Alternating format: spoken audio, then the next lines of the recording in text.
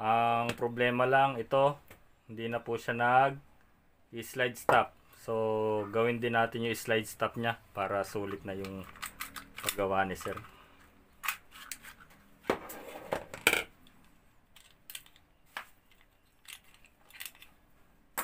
So, ganyan lang po pag gagawin natin sa Glock. So, ayan po, pudpud na yung kanyang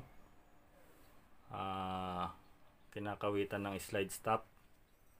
So, mukhang kinayod na rin po ito. So, mukhang kakayurin na din natin. Medyo malaki na yung binawas. Subukan pa rin natin.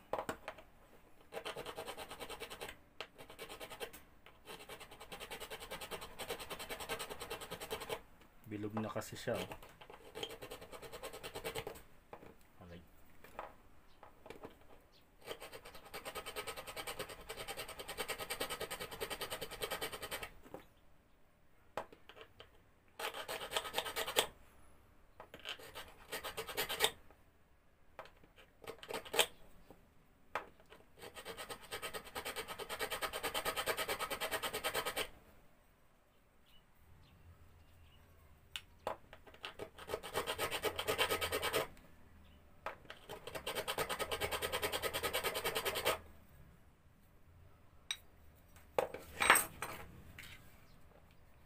So, titingnan din natin kung umaangat tong sa slide stop niya. So, umaangat pa naman.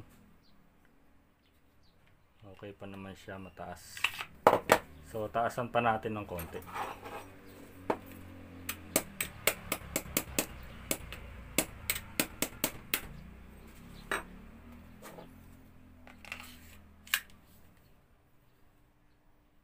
Okay na siguro yung taas na yan, mga kabingbing.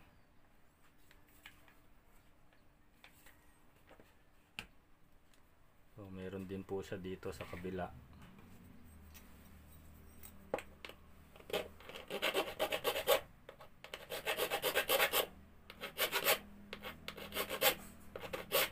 Ito po kasi ay ambidextrous.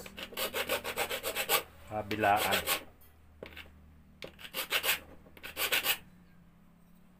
So, ayan. Medyo manipis lang kasi dito sa kabila.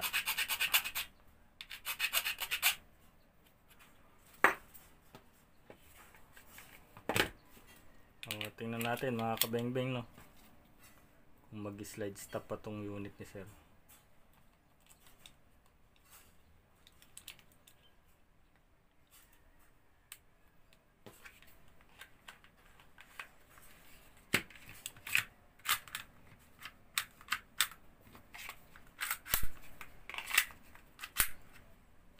So ayan, nag-slide stop na po uli yung unit ni sir. Yan. Yun, mga kabengbeng, nag-slide stop na siya.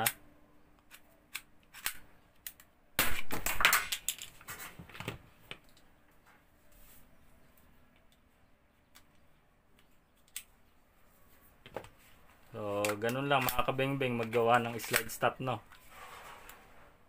O yan, nag-slide stop na po yung unit ni sir. Mga kabengbeng. So, all goods na po itong isang unit ni Sir Peter. So, okay, nag-slide stop na rin siya. So, ganun lang mga kabengbeng, no. Lagi nyo pong tatandaan yung mga ginagawa natin para kahit nasa malayo po kayo, kaya nyong gawin yung mga unit nyo.